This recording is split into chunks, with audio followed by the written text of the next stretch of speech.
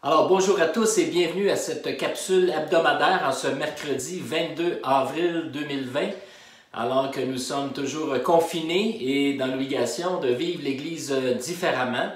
Donc, nous continuons à offrir différents services pour la communauté, pour tous ceux qui veulent se joindre à nous également, que ce soit sur les différentes plateformes virtuelles avec le groupe des hommes, le groupe des femmes, les groupes L'Abreuvoir, différents groupes. Nous avons également aussi des services qui sont offerts, comme par exemple le groupe de prière. Vous avez l'adresse au bas de l'écran. Si vous avez des requêtes personnelles de prière, n'hésitez pas à les envoyer à notre responsable, Carole Tapin. Et chaque jour, il y a une vingtaine de personnes qui prient pour toutes ces requêtes. Et aussi, nous avons un service de CD audio que nous pouvons poster, envoyer par la poste à ceux et celles qui n'ont pas d'Internet. Donc, c'est déjà amorcé. On a fait notre deuxième envoi lundi. Et c'est notre responsable Yves Gagné qui s'occupe de ça. Alors, vous pouvez écrire à l'adresse qui apparaît au bas de l'écran pour des informations, pour obtenir les CD audio si vous n'avez pas accès à ces vidéos. Également aussi, vous mentionnez que tout ce qui est fait au niveau des besoins alimentaires. Nous avons un fonds de secours qui a été mis sur pied, pouvant aider justement des personnes qui ont des difficultés économiques et des difficultés au niveau alimentaire. Alors, on a cette banque alimentaire qui est en place et on a des gens qui sont disponibles aussi pour aller faire des commissions, aller livrer des paniers alimentaires. Encore là, utilisez la même adresse pour toutes les requêtes, les demandes. Et si vous connaissez des gens dans le besoin, n'hésitez pas à nous en faire part et ça va nous faire plaisir de répondre aux différents besoins. Alors, on vous invite à continuer à prier, particulièrement pour les gens du bel âge, nos personnes âgées qui, on le voit dans les nouvelles, avec les CHSLD, toutes les résidences de personnes âgées, on voit que c'est très, très difficile. C'est un groupe de personnes très vulnérables et très affectées présentement. Alors, continuons à prier pour eux et puis prier pour du personnel supplémentaire pour venir pallier aux différents manques, aux différents besoins dans ces centres d'hébergement. Alors, c'est vraiment un besoin très, très pressant de prendre soin de ces gens-là, les gens qui sont plus vulnérables. Et puis, prions pour cela. Continuons aussi à prier pour nos gouvernements. Comme nous dit l'Écriture, nous sommes invités à prier pour nos gouvernements, afin qu'ils aient la sagesse d'être de bons gestionnaires dans cette crise, qu'ils continuent à être de bons gestionnaires parce qu'on peut certainement témoigner qu'ils font un très, très bon travail jusqu'à maintenant. Alors, continuons à prier pour eux. Évidemment, on voudrait ajouter à nos requêtes de prière, inviter la communauté à prier pour toutes les familles qui sont affectées en Nouvelle-Écosse suite à ce drame du week-end dernier. Donc, je pense qu'on est rendu maintenant à 19 décès officiels. Donc, on vous invite à prier pour les familles des victimes et puis tous ceux et celles qui sont affectés par ce drame incroyable. C'est d'ailleurs la plus grande tuerie au Canada qui s'est déroulée donc, ce week-end. Alors, prions pour toutes ces familles dans le besoin. J'aimerais juste aborder brièvement une situation qui est quand même un petit peu délicate. Et j'ai reçu quelques courriels et puis je sais que beaucoup de courriels aussi circulent et puis différentes personnes essaient de prendre des différentes positions par rapport à la situation que nous vivons avec la COVID-19, que ce soit pour essayer d'interpréter cette crise-là dans le cadre d'un schéma apocalyptique ou dans le cadre de ce qu'on pourrait appeler les signes de la fin des temps, ou encore essayer de voir derrière cette crise-là s'il n'y a pas des complots gouvernementaux, il y a tellement de volets possibles à explorer. Et puis, lorsque nous regardons tous ces alerteurs de conscience, toutes ces personnes qui cherchent à alerter les gens par rapport à cette situation-là, on s'aperçoit que ça peut partir d'un côté et de l'autre.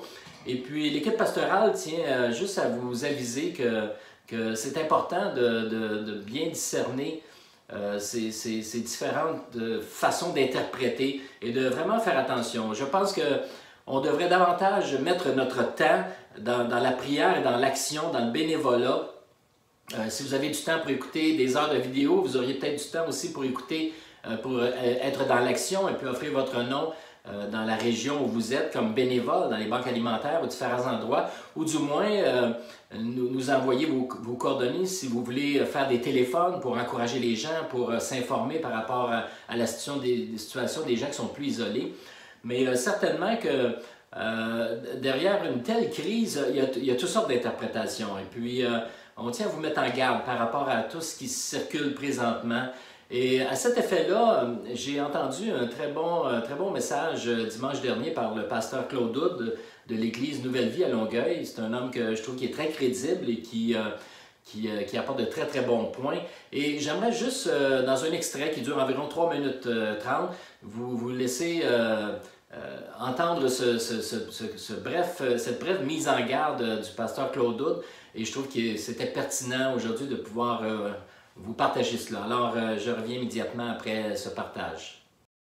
Et j'aimerais dire, attention, criez si c'est possible. Attention, homme de Dieu. Attention, femme de Dieu. Attention à tous ceux qui s'expriment en ligne en ce moment. Attention, chrétiens et chrétiennes. Attention à tous ceux qui en ce moment déclarent la fin de toute chose, déclarent la fin des temps et maintenant là. C'est la fin. C'est le retour de Christ, c'est l'enlèvement, c'est celle-là, c'est la pandémie, c'est celle-là qui va mettre fin à tout. N'oubliez jamais que Jésus lui-même a dit que nul ne connaît le jour, le moment ou l'heure, ni même lui-même, dans sa forme humaine, ni même le Fils de l'homme. Seulement le Père le connaît. Il y a des signes des temps, mais c'est fascinant et terrifiant à quel point, à travers toute l'histoire de l'humanité, les chrétiens qui vivaient des situations qui les touchaient directement ont bien des fois prédit celle-là, c'est celle qui amène à la fin. J'ai regardé hier un vidéo d'un ministère très connu qui disait, là, c'est maintenant, là, la trompette est aux lèvres du maître, c'est maintenant, c'est celle-ci, c'est maintenant. Est-ce qu'on va voir la fin de l'année? Imaginez-vous à la fin de la Première Guerre mondiale, lorsqu'il y a eu 19 millions de personnes qui ont péri. En ce moment, il y a 155 000 personnes dans le monde qui ont perdu la vie. C'est terrible, c'est une crise mondiale. Mais imaginez le début de la Première Guerre mondiale, 19 millions de personnes qui meurent, et vers la fin, la guerre n'est même pas encore finie, que la grippe espagnole emporte 50 à 100 millions de personnes. Et là, les gens disaient, ça y est, c'est la fin, c'est terminé. Et à toutes les dates, vous pouvez lire, à chaque époque, comme aujourd'hui, des gens qui disent, c'est maintenant, c'est celle-là, c'est sûr. La Deuxième Guerre mondiale, l'État d'Israël, les dates de l'État d'Israël, 48, 67, 87.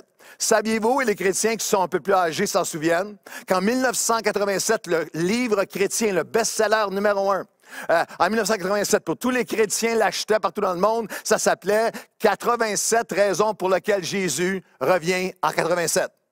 Et croyez-moi, les ventes ont baissé en 88.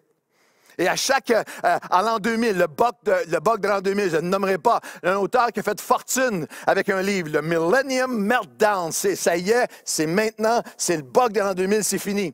Mais il y a une chose qui est importante de comprendre, comme on va voir dans 2 Roi 6, c'est que les temps d'attaque comme ceux-ci, ces saisons-là, sont des saisons qui préparent le retour du Seigneur. Oui, seulement lui connaît le temps, mais qui préparent aussi des saisons du surnaturel, des saisons où Dieu va agir de grande façon. La foi dont nous avons besoin dans cette saison du COVID-19, c'est une foi où le peuple de Dieu discerne qu'à travers cette saison et de l'autre côté de cette saison, c'est déjà commencé, il y a un moment divin, il y a une percée de l'action et du royaume de Dieu. Cette pandémie ne va pas détruire l'Église chrétienne. Au contraire, elle va la déployer. Elle va la faire découvrir par des dizaines de milliers. Elle ne va pas la réduire. Elle va l'amener à la repentance, elle va l'amener au réveil et elle va la répandre dans les nations. Cette pandémie ne va pas anéantir ou amoindrir notre foi. Si nous nous offrons à lui, cette pandémie peut être le moment où notre foi va être augmentée, où nous allons crier avec les disciples, « Seigneur, augmente notre foi ».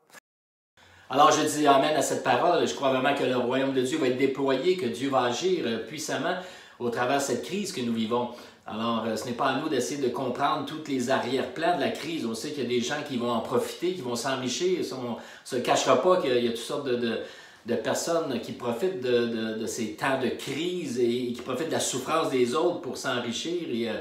mais en tant que croyant, je pense que c'est important de mettre notre temps au bon endroit. Et vous allez retrouver aussi dans l'infolettre une réponse d'un pasteur par rapport à tous ces courriels, toutes ces interprétations de la COVID-19 mis en contexte avec l'Apocalypse ou l'interprétation des complots mondiaux. Je trouvais cette réponse-là très pertinente aussi. Alors, vous allez trouver dans l'infolette la réponse de ce pasteur-là et je vous inviterai donc à lire cette réponse-là. Alors, aujourd'hui, j'aimerais vous partager quelques passages des Écritures qui nous parlent de la grâce de Dieu, manifestée en des moments de crise et en des moments d'épreuve. Et le passage dans 2 Pierre, chapitre 1, nous dit ceci, que la grâce et la paix vous soient multipliées par la connaissance de Dieu et de Jésus, notre Seigneur. Alors, Pierre fait un vœu ici, il souhaite que la grâce de Dieu et la paix soient multipliées, qu'il y a une possibilité qu'elles soient multipliées par la connaissance de Jésus, notre Seigneur. Et le mot grec qui est utilisé ici pour connaissance, c'est intéressant, c'est le mot epignosis, qui veut dire, qui désigne une connaissance plus exacte, plus profonde et plus complète de Jésus-Christ. Ce n'est pas seulement le mot gnosis pour connaissance, mais epignosis, qui nous parle d'une connaissance encore plus profonde de la personne de Jésus-Christ. Et alors, cette connaissance de Jésus-Christ, cette relation avec Jésus-Christ, cette proximité, nous permet de vivre la grâce et la paix de Dieu. Et que même cette paix et cette grâce peuvent être multipliées de par cette relation, cette proximité, cette confiance, cette foi que nous avons en notre Seigneur Jésus-Christ. Et dans les temps d'isolement et d'épreuve, comme nous pouvons expérimenter, certainement qu'on a besoin de la grâce et de la paix de Dieu. Et si elles peuvent être multipliées, bien, c'est une bénédiction pour nous. Et je crois qu'au travers de cette crise, il y a bien des gens qui vont être restaurés dans leur foi. Je crois qu'il y a bien des gens qui, au travers de cette épreuve, vont expérimenter la grâce de Dieu. On le voit par différents témoignages. Nous expérimentons quelque chose de tout à fait historique et qui nous amène encore plus près de Dieu. C'est un peu paradoxal. On est éloignés les uns des autres et on est isolés, mais en même temps, on se rapproche les uns des autres de différentes façons, en prenant soin les uns des autres, en s'informant les uns sur les autres et aussi en se rapprochant de Dieu. Alors cette crise-là, certainement, produit un fruit qui nous permet de grandir spirituellement, de grandir dans notre foi aussi. Alors, on voit dans les Écritures qu'il y a eu des grands moments d'éveil et de réveil suite à des crises, suite à des persécutions, suite à des moments d'épreuve. Et on peut le voir avec le peuple d'Israël, tout au travers les Écritures, mais on peut le voir dans différents exemples aussi. Et ce matin, j'aimerais prendre un exemple dans les Écritures. Je vais probablement poursuivre la semaine prochaine dans la même ligne de pensée, mais j'aimerais juste m'arrêter sur un épisode dans les Actes des Apôtres, du chapitre 1 à 8. On ne lira pas tous les chapitres, évidemment, mais cette portion des Écritures, au début de l'Église primitive, j'aimerais souligner quelques éléments en lien avec la grâce de Dieu.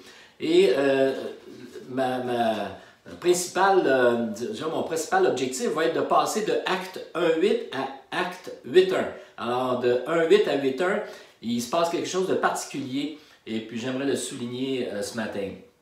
Alors, quand on arrive au chapitre 1 du livre des Actes, donc on est quelque temps après la résurrection de Jésus et Jésus passe donc 40 jours avec ses disciples et ensuite, donc, il sera enlevé dans les nuées. On peut lire dans Acte 1, c'est-à-dire Acte chapitre 1, verset 3, il est dit « Après sa mort, il se présenta à eux vivants et leur donna des preuves nombreuses de sa résurrection.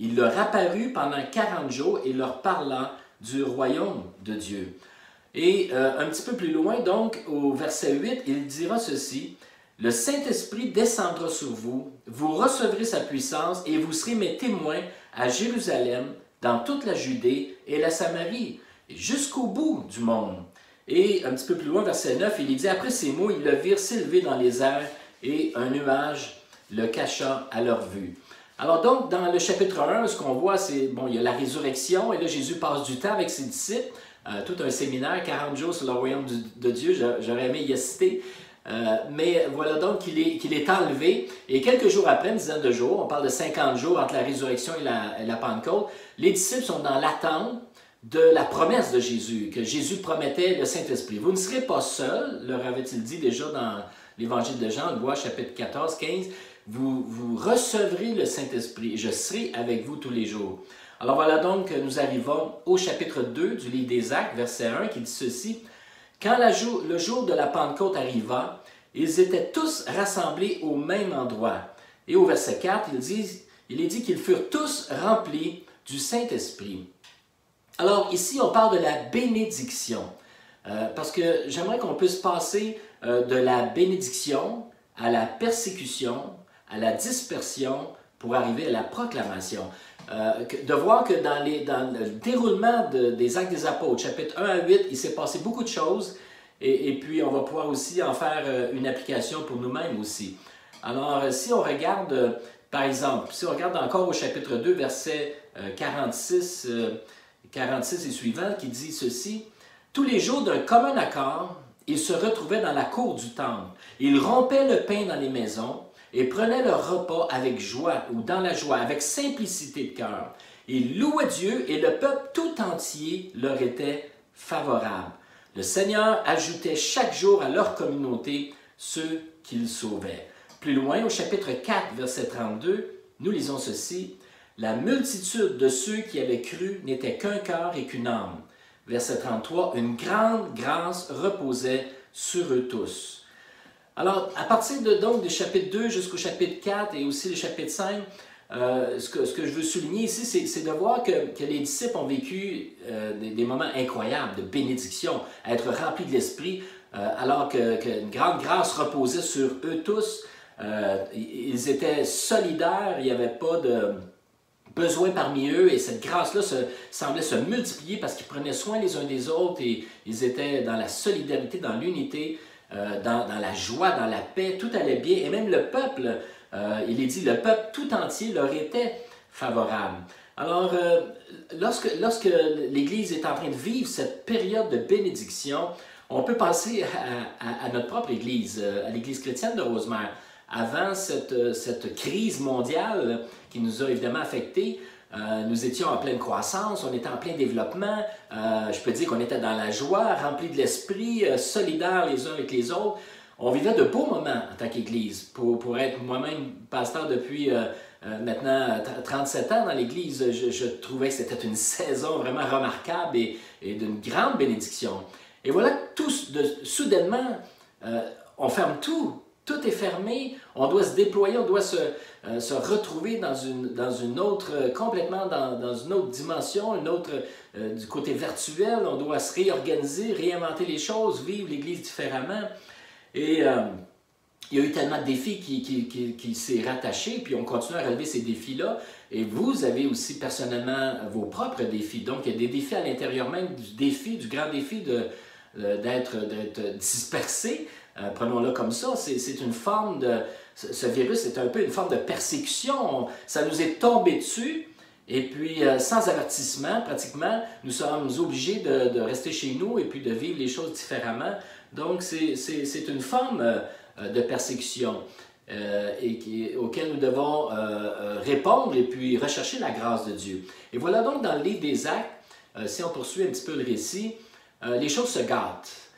Les choses se gâtent, dénommé Saul de Tarse, qui deviendra plus tard l'apôtre Paul, part en guerre contre les chrétiens, et là il y a une grande persécution. Et avant d'arriver au chapitre 8, voyons juste un extrait de l'exemple d'un dénommé Étienne, qui était diacre dans l'Église. Et puis, donc Étienne était quelqu'un qui témoignait beaucoup, qui parlait de Jésus, et puis soudainement, il est littéralement persécuté et puis lapidé. Alors, on peut lire par exemple au chapitre 7, versets 54 à 60, il est dit ceci, « À ces mots, ceux qui siégeaient au grand conseil devinrent foudrage. Ils grinçaient des dents contre Étienne. Mais lui, rempli du Saint-Esprit, leva les yeux au ciel et vit la gloire de Dieu, et Jésus debout à la droite de Dieu. Alors il s'écria, « Écoutez, je vois le ciel ouvert, le Fils de l'homme debout à la droite de Dieu. » À ces mots, ils se mirent à vociférer et à se boucher les oreilles. D'un même élan, ils se ruèrent sur lui. Ils le traînèrent hors de la ville et le lapidèrent. Les témoins avaient déposé leurs vêtements aux pieds d'un jeune homme nommé Saul. Pendant qu'il jetait des pierres sur lui, Étienne pria ainsi: « Jésus, reçois mon esprit. » Puis il tomba à genoux et de toutes ses forces lança un dernier cri: « Seigneur, ne leur demande pas compte de ce péché. » Après avoir dit ces mots, il expira. Wow, quelle situation! Étienne, qui, toujours rempli de l'Esprit, a certainement une grâce divine, une grâce spéciale en ce moment de persécution, mais aussi de souffrance terrible, la lapidation. Et au bout de ses forces, il ira jusqu'à dire même, Père, pardonne-leur, Seigneur, pardonne-leur. Tout comme Jésus sur la croix, Étienne mentionne deux paroles, comme Jésus a lui-même mentionné. Il dira, Seigneur, Jésus, reçois mon esprit, tout comme Jésus avait dit, Père, reçois mon esprit. Et Étienne dira aussi, Seigneur, ne leur demande pas compte de ce péché, tout comme Jésus avait dit au Père, ne leur tiens pas compte de leur péché. Pardonne-leur car ils ne savent ce qu'ils font. Quelle grâce, quelle grâce dans la vie d'Étienne au travers la persécution, au travers la lapidation, au travers cette mort atroce. Étienne a su aller chercher cette grâce-là et, rempli de l'Esprit, pouvait ainsi voir la gloire de Dieu. Et par la suite, ce qui s'est passé, évidemment, après cette lapidation et puis toute cette persécution, on a ce qu'on pourrait appeler la dispersion. Alors, on passe de la bénédiction à la persécution, à la dispersion. Et la dispersion, on va lire chapitre 8, verset 1. Il est dit ceci: Saul avait donné son approbation à l'exécution d'Étienne. À partir de ce jour-là, une violente persécution se déchaîna contre l'Église qui était à Jérusalem. Tous les croyants se dispersèrent à travers la Judée et la Samarie, à l'exception des apôtres. Alors, on voit ici que cette persécution amène une dispersion. Et si on revient à Acte 1.8, nous sommes ici à Acte 8.1. Dans Acte 1.8, c'était la promesse. Je vous donnerai le Saint-Esprit, je vous enverrai le Saint-Esprit, vous serez remplis. Et vous serez mes témoins à Jérusalem, là où ils étaient, dans la Judée, l'agglomération principale d'où ils étaient, la Samarie, à l'extérieur de la Judée, et jusqu'au bout du monde. Pour que cela puisse se réaliser, il a fallu la persécution et la dispersion. Parce qu'à partir de la dispersion, il est dit au chapitre 8, toujours au chapitre 8, le verset 4, il est dit que les croyants qui s'étaient dispersés parcouraient le pays en proclamant le message de l'Évangile. On arrive à la proclamation. Bénédiction, persécution, dispersion, proclamation. À partir de ces événements, ces suites d'événements rapprochés, voilà que les chrétiens sont dispersés et proclament le royaume de Dieu. Le royaume de Dieu est déployé, certainement peut-être pas de la manière qu'ils auraient souhaité, parce que dans les premiers chapitres des Actes, c'est la bénédiction, c'est la joie, c'est la croissance, et le Seigneur ajoute chaque jour ceux qui sont sauvés. Mais voilà donc que cette dispersion qui vient de la persécution les amène à rendre témoignage et à poursuivre l'œuvre du royaume de Dieu.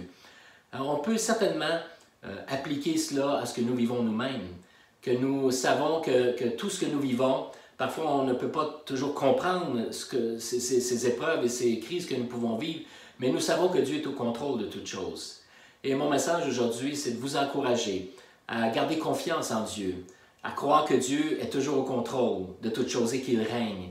Et qu'au travers de cette dispersion, ce confinement, cette forme d'isolement communautaire, nous croyons que le royaume de Dieu, lui, est déployé. Et la semaine prochaine, j'aimerais parler de la parole de Dieu qui ne pourra jamais être enchaînée. Elle ne pourra jamais être confinée. Le croyant peut être confiné. Nous verrons l'exemple de l'apôtre Paul qui était en prison, enchaîné. Mais comme il le dira lui-même, la parole de Dieu ne l'est pas, elle. Le royaume de Dieu continue à se déployer. C'est mon encouragement que nous puissions continuer à croire que Dieu fait son œuvre, Dieu accomplit son œuvre. Peut-être dans votre vie, dans ce que vous vivez présentement, c'est un temps d'éveil, un temps de restauration personnelle. Peut-être pour vous, c'est complètement nouveau. Vous écoutez ces capsules, ces différentes célébrations chaque dimanche, vous êtes touchés par Dieu.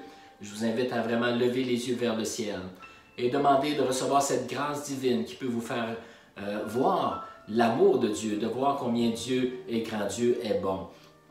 Et il y a un chant que j'aime beaucoup qui dit « Je vois l'amour, la grâce dans tes yeux ».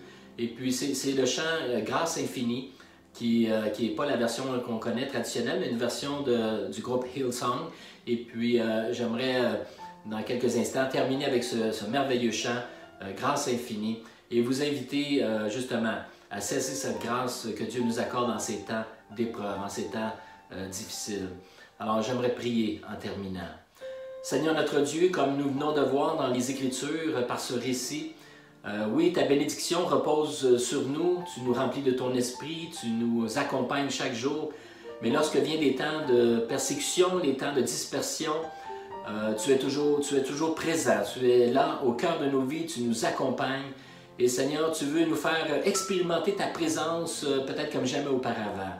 Et nous voulons profiter de ce moment, alors que nous sommes en isolement, nous sommes confinés, pour expérimenter ta grâce et ta présence, ta paix dans nos vies, Seigneur. Je prie particulièrement pour ceux et celles qui ont plus de difficultés, ceux qui sont présentement dans l'épreuve, que ce soit au niveau économique, que ce soit au niveau de la santé, que tu puisses leur accorder une grâce spéciale, comme dans l'exemple d'Étienne, au travers de tout ce qu'il a vécu, tu lui as accordé cette grâce, il était rempli de ton esprit. Je te demande de toucher ceux et celles qui en ont besoin, de venir les rejoindre, de t'approcher d'eux et de leur faire du bien, de leur faire expérimenter ta grâce et ta paix. Et Seigneur, pour chacun de nous en tant que croyants, que nous puissions garder les yeux fixés sur toi et croire que tu es au contrôle de toutes choses et que tu agis puissamment à travers cette saison difficile. Et oui, nous voulons voir la grâce dans tes yeux, Seigneur. Nous voulons voir l'amour qui vient de ton cœur. Alors, ouvre mes yeux. Ouvre les yeux de notre foi, que nous puissions te voir tel que tu es. Père, nous prions au nom précieux de Jésus. Amen. Alors, soyez bénis de Dieu, passez une bonne semaine et soyez à nos plateformes dimanche, dans les différentes plateformes, entre autres sur la chaîne YouTube pour la célébration, alors que nous aurons l'occasion d'entendre un message par le pasteur Stéphane Leclerc. Alors, bonne semaine à tous. Amen.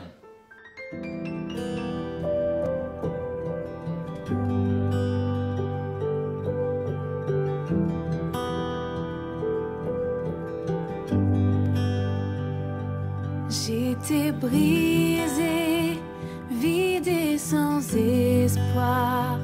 Ta grâce m'a trouvée, m'a restaurée. Je n'ai rien à moi, mais tel que je suis, tu me libères, tu me libères. Grâce infinie de notre Dieu qui un jour m'a sauvé. Oh, j'allais de lieu en lieu quand tu m'as retrouvé. Et maintenant je vois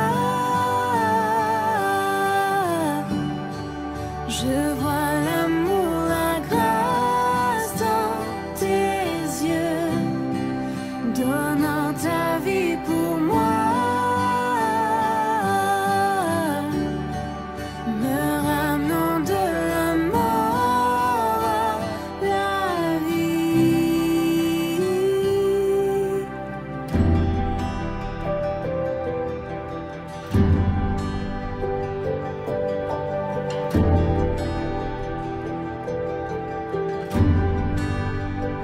Tu prends nos échecs, tu prends nos faiblesses, tu places ton trésor dans des vases d'argile. Oh, prends mon cœur, Père, je veux te servir pour que tous voient ta vie en moi. Oh, grâce infinie de notre Dieu qui un jour m'a sauvé. Oh, j'allais de